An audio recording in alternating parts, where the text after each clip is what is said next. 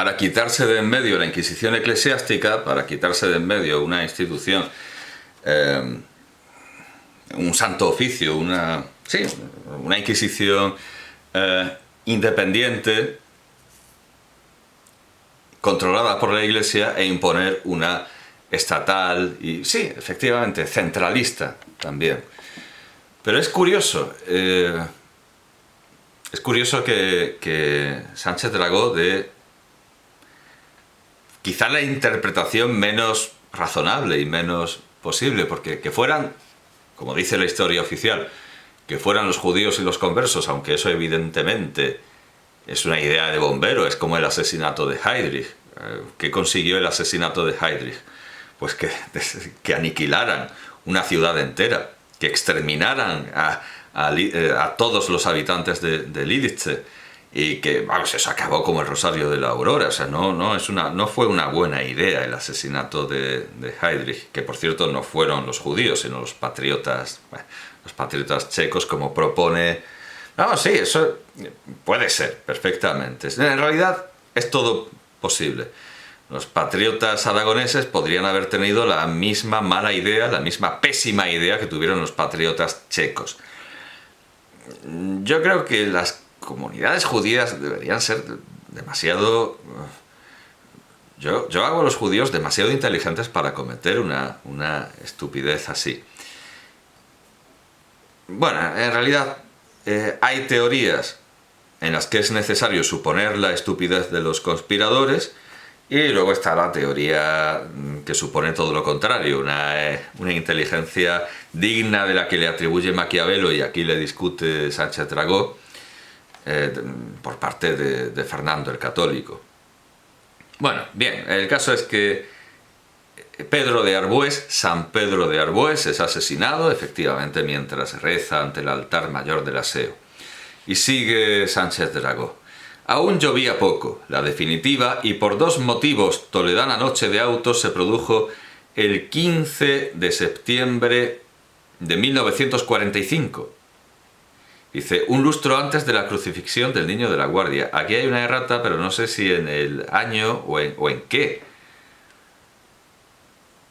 No sé si quiere decir 1400... No, claro, es que no sé lo que quiere decir aquí. Es una errata que no hay por dónde cogerla. Es muy difícil responder a esta errata. Pero ya hubo ley de Lynch. Los terroristas, que por supuesto eran conversos y aragoneses, no se limitan... Ah, bueno, claro.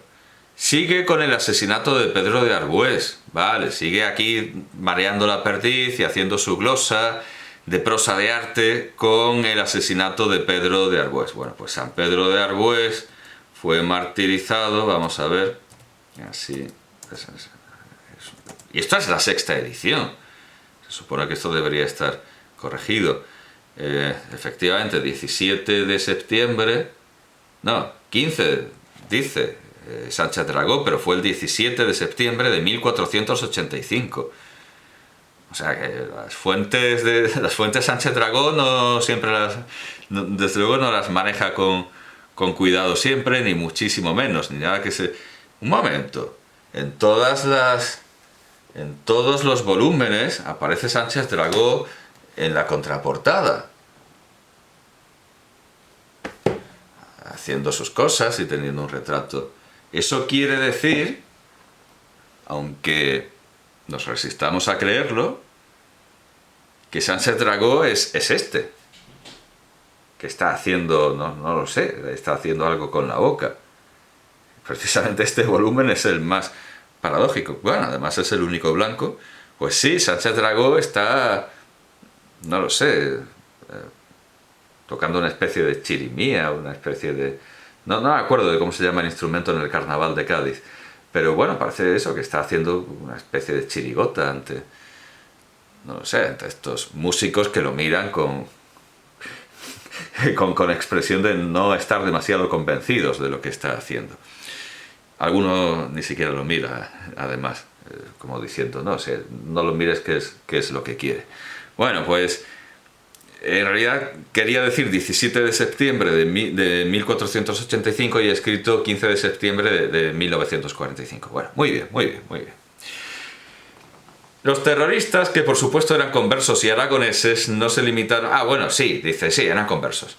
No se limitaron a sufrir la pena capital. A uno de ellos, por ejemplo, le cortaron las manos para clavarlas a guisa de aldaba en las puertas de algún edificio público y a renglón seguido lo arrastraron hasta la plaza de Abastos, lo decapitaron, lo descuartizaron y repartieron sus despojos por las calles de la ciudad.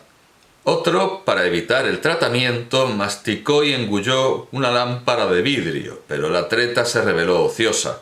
Pocas horas después emprendía su cadáver el itinerario arriba descrito. Futesas, cirigañas, gallofas y quiquiriquíes de un asunto que no es de mi incumbencia. Quédese la Inquisición martillo de esoterismos para sus muchos doctores. Pero sí interesa, o sea, esto no le interesa. ¿Qué es lo que le interesa? Pero sí interesa destacar el papel activo de minervas o incluso de verdugos que en ella jugaron los sefarditas. Que nadie prorrumpa en trenos es cosa demostrada y en realidad lógica. ¿A quién le importará más la actuación y prestigio de los tribunales que a un presunto culpable? Serían, pues, los conversos quienes, deseosos de evitar malentendidos y disipar entredichos, presionaran con mayor encono a la administración hasta conseguir que también en España funcionara el Santo Oficio. Esto por una parte. Por otra, parece que el estatuto de la limpieza de sangre, tan ajeno a la Weltanschauung, sí, está bien, peninsular, se me juntan las letras, Pensaba que grabar hoy con luz natural sería posible, pero... Y será porque hay poco sol, pero no sé, aquí entra poco. Bueno, Weltanschauung peninsular se inspiraba en el Antiguo Testamento y dentro de él en los libros de Esdras y Nehemías. Tal postula Américo Castro, desde una inexpugnable, por caudalosa, barrera de noticias, detalles y documentos, y hasta coincide en ese enfoque con su eterno rival, Sánchez Albornoz. También don Marcelino, es que claro, Marcelino es la fuente de todo, al fin y al cabo, tanto de Sánchez Dragó como de estos dos enemigos, Castro y Sánchez Albornoz. También don Marcelino, en carta dirigida a Juan Valera, atribuyó el lado antipático y repugnante de la Inquisición. Porque claro, todos nos acordamos de don Marcelino Menéndez y Pelayo en el Parque del Retiro dando vivas a la Inquisición delante de unos enviados portugueses que le habían estado ahí retorciendo los redaños y le salió esa exclamación de defensa a la Inquisición en el Parque del Retiro. Pero la Inquisición le interesaba en algunos aspectos y en otros, desde luego, le parecía todo lo antipática y repugnante que es, que fue, que verdaderamente fue. Que nadie diga que el martillo de Eges Menéndez y Pelayo era un defensor de la Inquisición, porque no, Menéndez y Pelayo veía que la Inquisición era lo que era, una institución repugnante. Él alaba ciertas cosas que el propio Juan Valera le dice que no son defendibles. Las defiende pues por el típico patriotismo malentendido, no, es que era lo de siempre, ¿no? Los argumentos de siempre, pero en el fondo, cuando no tiene que responder ante extranjeros, Menéndez y Pelayo sabe que la Inquisición es repugnante, es perfectamente repugnante. También don Marcelino, en carta dirigida a Juan Valera, atribuyó el lado antipático y repugnante de la Inquisición al fanatismo racial de los judíos, que luego habría de volverse contra ellos. Esto es cita de Menéndez y Pelayo. Otros autores van más allá. El espíritu del Santo Oficio, recelo, delación, compadrazgo, envidia, intolerancia, sería en sí y por sí mismo reflejo del que aún hoy cobra víctimas en aljamas, sinedrios y sinagogas. Bueno, vamos a ver, se ha demostrado que la Gestapo tenía muy poco personal en nómina y muchísimos colaboradores gratuitos, que no eran judíos, que no eran... Es decir, no es algo propio de los judíos, es algo propio del ser humano. el ser policía voluntario, el ser delator gratis et amore, bueno, amore precisamente no. Es algo común a todo el género humano, el verlo en los judíos y no querer verlo en el resto de las comunidades, en el resto de las naciones, en el resto de, evidentemente, es una falsificación como la del deprimido que solo ve el lado negativo y las cosas negativas de la vida. Es una falsificación de la realidad, decir, no, esto es lo que hacen los judíos, sí, lo que hacen los judíos y lo que hace todo el mundo. Señor Sánchez Dragó. No se entiende, en efecto, la actividad y eficacia de la Suprema sin la eficacia y actividad de aquellos malsines que, protegidos por un involuntario factor sanguíneo, husmeaban el aire mefítico del gueto para vomitarlo después en las barrigudas carpetas de los prefectos. Angela Selke publicó en 1973 un trabajo muy escrupuloso, aunque circunscrito al entorno de los chuetas, donde se da razón del predicamento alcanzado por tales delatores cara a la trastienda de los procesos incoados por el Santo Oficio. Ahora bien, al malsín no lo inventaron los inquisidores. Sabemos, por el contrario, que constituían una corporación o plaga oficialmente acogida por la jurisprudencia rabínica, esto es cita. Y hasta la propia Iglesia, ya entonces, llevaba más de 2 siglos. ¿Cita de qué? Pues como pone las citas al final no lo voy a mirar ahora.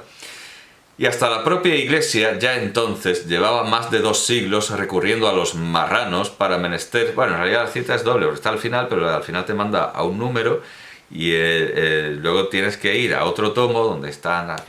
Paso. Y hasta la propia Iglesia ya entonces llevaba más de 2 siglos recurriendo a los marranos para menesteres de tradición todavía incruentos, como lo demuestra el debate sobre el Talmud entablado en Barcelona hacia el 1263. Páginas atrás, todo esto está en Menéndez y Pelayo. Páginas atrás se hizo mención de un caso análogo, fechado siglo y medio después en la diligente Tortosa. Por desgracia, no todas las complicidades quedaron entre malsines, correveidiles y soplones, fauna venenosa que al fin y al cabo siempre repta por las comisarías y se encarama a los escaños de las audiencias. Exaspera y levanta ronchas la noticia de que Tomás de Torquemada y Diego de Deza, primeros inquisidores generales de las Españas, eran sefarditas renegados, y que por lo mismo se tuvo y se tiene al cardenal de Sevilla, Alonso Manrique, ascendido, Alonso Manrique, del que ya hemos dicho que era un erasmista y un inquisidor dentro de lo que cabe bastante sensato y bastante razonable y bastante tolerante, dentro de lo que puede ser un inquisidor, era un inquisidor erasmista. Alonso Manrique, ascendido en 1523 al escalón más alto de la Suprema, y sin embargo, como apostilla Kamen, este círculo vicioso e indecoroso de persecuciones fratricidas se ha repetido demasiadas veces desde entonces. La peculiaridad ha degenerado en lugar común, y el historiador, aburrido, quizá con asco, ya no puede ni debe reparar en su importancia. Es el judío un lobo para el judío. ¿Quién acertará a olvidar los comistrajos y contubernios entre los... Vale. Hasta aquí, bueno, sí, que si Kamen, que si Menéndez y Pelayo, que si Sánchez Albornoz, que si los chuetas, bien. Y aquí ya entramos en el delirio dragoniano, ya entramos en mundo dragón. Estoy en el minuto 14, yo creo que la censura ya se habrá cansado, pero que conste que lo que voy a leer no es algo que yo comparta en absoluto, es una idea que tiene Dragó, que no ha oído en ninguna parte suya y él cree que es acertada. El contubernio entre los nazis y sus víctimas. ¿Quién el sombrío genocidio perpetrado? ¿Quién el sombrío genocidio perpetrado a 2 manos? La promiscuidad del Laga. Bruno Bettelheim, que estuvo allí y no precisamente entre los carniceros, nos ha contado muchas cosas sobre la intente contra natura que en torno a las cámaras de gas establecieron los arios y los semitas. Vamos a ver si vamos a hablar de capos y de relaciones de... Vale, efectivamente, y no solo en Bettelheim, sino que por supuesto tenía por aquí a su hogar. Ah, sí, aquí está, sí. Madre mía, esto se llena de polvo con una facilidad. Me va a dar silicosis aquí. Bueno, en esta obra, que fue censurada por los soviéticos, El bosque de los dioses, Valis Sruoga, pues nos cuenta efectivamente lo cabrones que pueden ser los presos en un campo de concentración. No habla de los judíos sí que la tenían, desde luego, sí que la tenían verdaderamente negra. Habla de los lituanos, pero los lituanos efectivamente crean una especie de comunidad con los nazis para oprimirse entre ellos. Y, claro, con razón, este libro, que representa a los presos diciéndole a los cadáveres que tienen que recoger y que aún se mueven, que cállate, ¿qué sabrás tú? Vas a saber tú más que el médico. A mí me han pedido recoger un cadáver y seguían vivos.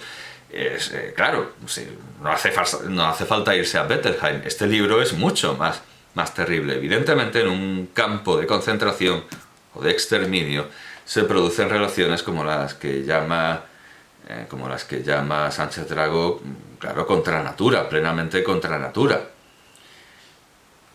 Pero la conclusión que saca... Vamos, adelantémoslo. La conclusión que saca Sánchez Dragó es que no la culpa del Holocausto, sino que el proyecto y ejecución del Holocausto fue de los judíos. Los judíos fueron quienes... Claro, parte de la idea de que Torquemada era judeo-converso. Vamos a ver, Torquemada tenía ascendientes judeo-conversos, como dicen los historiadores de la época, pero no era un judío que se hubiera convertido al catolicismo. Todo lo contrario, ya hemos visto que su tío, el cardenal Juan de Torquemada, era un brillantísimo teólogo, y en esa tradición se había educado Fray Tomás de Torquemada, en una tradición plenamente católica, porque los conversos eran católicos a machamartillo, se puede decir de ellos. Los primeros conversos son unos verdaderos entusiastas del catolicismo, y ahí tenemos a esta familia que primero son rabinos y luego los Valera, no quiero equivocarme, pero claro, Diego de Valera y... Bueno, puede que me equivoque, ¿no? Creo que fue Diego de Valera, que nació en 1412, Diego de Valera, que era un católico, desde luego a machamartillo, sin duda alguna. El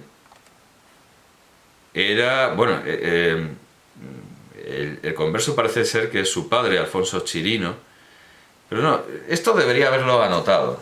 El caso famoso no fue Diego de Valera, que sí que tenía... Estoy pensando en ese rabino que luego fue obispo y que tuvo hijos. Claro, es que mi memoria ahora está pensando en los volúmenes de la Biblioteca de Autores Españoles y la reedición de Atlas, donde están las obras de estos autores. Bueno, Pablo de Santa María, que fue primero archirrabino, gran rabino de Burgos, y luego obispo de Burgos. Claro, ahí no se puede discutir en absoluto el catolicismo de Pablo de Santa María. Pero, claro, ¿cómo se llamó Pablo de Santa María después de...? Sí, Pablo García de Santa María, se llamó Pablo García de Santa María. Y también se convirtió... Ah, ya, claro, Alfonso, estaba pensando en Diego de Valera... Alfonso de Cartagena, eso es. Cuando era rabino, claro, es cierto. Estoy viendo Wikipedia, sin más, así en plan cutre. Hablo de Pablo de Santa María, luego Pablo García de Santa María. Pablo García de Santa María recibió una esmerada educación en la judería burgalesa, donde fue rabino mayor. Era el archirrabino de Burgos. Pero después de la revuelta antijudía de 1391, conocida con el término centroeuropeo de pogromo, o conversiones forzadas. Claro, del 5150... Claro, del año judío, de 5151, fue convertido por el predicador San Vicente Ferrer. Entre la matanza y San Vicente Ferrer, pues lo convencieron y abandonó el judaísmo, y esto es muy interesante. Y fue bautizado claro, estupendo, muy coherente, fue bautizado en 1390. Por lo tanto, la revuelta de 1391 no tiene nada que ver. Vámonos a la Real Academia de la Historia, porque esto es un desastre. Pablo de Santa María,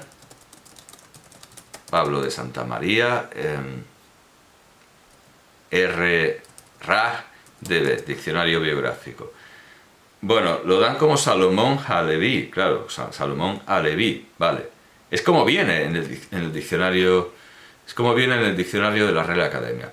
Salomón Aleví, Pablo de Santa María, Pablo de Cartagena, que es Alfonso de Cartagena. Alfonso de Cartagena era hijo del rabino de Burgos, que luego fue obispo, y luego el propio Alfonso de Cartagena también fue obispo de Burgos.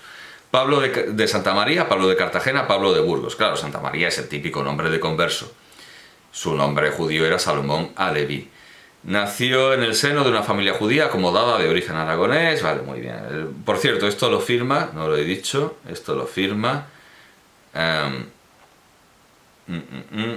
Rika Amran. Bueno, pues la conversión, aquí está. Su conversión, que algunos especialistas fijan en el año 1390, parece más próxima a los disturbios iniciados en Andalucía, que se propagaron por toda la península en 1391. Bueno, unos dicen que vio venir las orejas al lobo y se convirtió después de que empezaron a matar judíos, y otros dicen que no, que se convirtió antes. Parece ser que no está claro. Dice, según él explica en sus obras, sus dudas, él lo que dice es que tenía dudas espirituales, no que tenía miedo de que lo clavaran en una estaca, o sea, hay que creerlo a él. Sus dudas se habían iniciado con anterioridad, por lo que fue un acto muy meditado. Esto que dice la Wikipedia, no, se convirtió, lo que yo digo, eran católicos a machamartillo, no se podía ser más católico. No se realizó de forma individual esta conversión, sino que como jefe espiritual de la comunidad judía de Burgos, deseó que ésta fuera admitida por la totalidad de sus miembros. O sea, quiso convertir ahí a todos los judíos de Burgos. Cuando Salomón Aleví llegó a la conclusión de que la única posibilidad... Ahora en hebreo no se dice se dice... por eso digo Aleví. Llegó a la conclusión de que la única posibilidad para la salvación física, pues la corona había prevenido el 16 de junio que tumultos similares podrían acontecer. Claro, sí, algo había, vale, de acuerdo, algo había. Tras estos acontecimientos, partió a París, donde residió durante 3 años. Bueno, muy bien, o sea, en fin, esto se puede... el bautismo. ¿Cuándo recibió el bautismo? Esto es lo que me importa. No lo pone. No aparece. No dice cuándo se bautizó. Sí aparece naturalmente cuando lo hicieron obispo, pero bueno, en fin. ¿Qué dice aquí? Que sí, Sánchez Dragó parte de la idea de que como Torquemada era, según él, un judío converso, pues también el holocausto es una cosa de judíos. Es un razonamiento bastante simplón, no es desde luego una gran genialidad borgesiana, es un argumento bastante simplón y bastante falso, porque Torquemada era tan católico como Juan de Torquemada y como Alfonso de Cartagena y como su padre, el rabino, luego metido a obispo. O sea, esto no tiene ningún fundamento, esta idea. No, es que lo que les pasa a los judíos, culpa de los judíos. Todo es culpa de los judíos. No se me levanta por culpa de los judíos. Bueno, pues dice, ya va a entrar, como digo, en el pleno delirio. Sí, Bruno Bettelheim, pero bueno, le podemos enseñar cosas peores, cosas más terribles y espeluznantes que Bettelheim. Bettelheim, sí, eso es.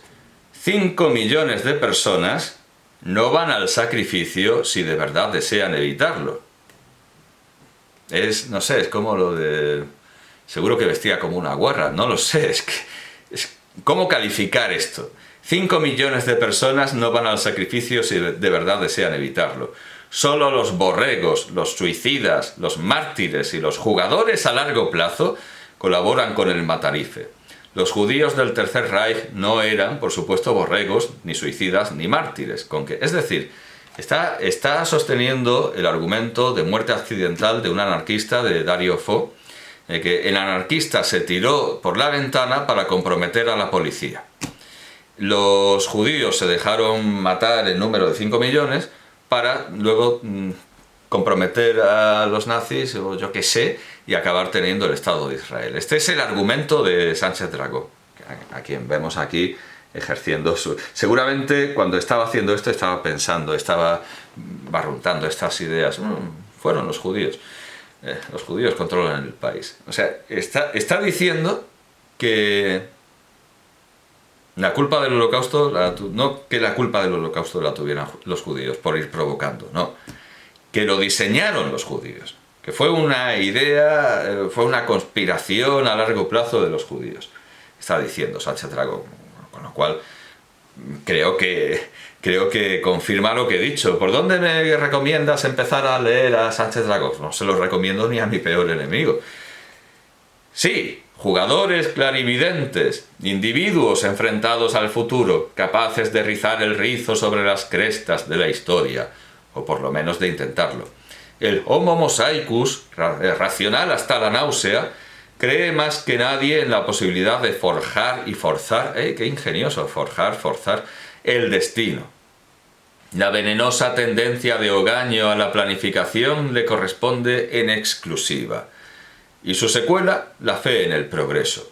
Guste o no, el siglo XX está empapado en judaísmo. Carlos Marx tenía que pertenecer al pueblo errante. Necesitaba esa hechura racial o atávica telaraña para tejer sus populares desvaríos. Ni en 1000 años hubiera dado con ellos un pensador de sangre aria, mongólica, cobriza, drávida o camita. Y así, ¿por qué no? Todo se había previsto. La planificación era atrevida, temeraria la apuesta. Ni quinquenal ni secular, bimilenaria. Consistía en recuperar Israel corrigiéndole abscisas y coordenadas a 19 siglos de diáspora. ¿Acaso no lo consiguieron? ¿No están los hebreos en Palestina? ¿No ocupan el rancio solar del templo? ¿No envuelven y desenvuelven el Sinaí de los patriarcas? ¿No han recuperado el muro de las lamentaciones? Para ello era menester una guerra continental, un jaque mate a la cruz gamada y 5 millones de hermanitos acogotados. No les tembló el pulso y hoy tienen casi todo lo que buscaban. Napoleón, un siglo atrás, le había dicho a Metternich: para hombres como usted y yo, ¿qué significan 100.000 cadáveres? Los rabinos se sentaron a la mesa y movieron con hilos largos a sus soldaditos de plomo. Hitler y Churchill, la Gestapo, las divisiones acorazadas, el Ejército Rojo, y ahora viene la típica enumeración caótica borgesiana que recuerda el Zahir, un mujik en Ucrania, y bueno, también recuerda un poco a la canción del Pirata de Sabina, un mujik en Ucrania, un exiliado cordobés en las Ardenas, André Malraux, los hoplitas de Normandía. Todos se equivocaron de conflicto, quisieron vender fuego en la fragua de Vulcano. Me está empezando a dar asco sostener esto. Todos se equivocaron de conflicto, quisieron vender fuego en la fragua de Vulcano, sin saber que nadie se enfrenta impunemente a un israelí sobre tapetes de ingenio, crucigramas de historia y tablas de trigonometría. La lógica y el cálculo estarán siempre de su parte. Les incumben por ley de arquetipos. Son genialidades de semita, unívocas e intransferibles, como el toreo lo es para los españoles o el arte culinario para los chinos. Ya van 3 veces que Judá maquina una trama plurisecular con el solo objeto de interrumpir la diáspora y apoderarse de la tierra prometida. ¿Sabe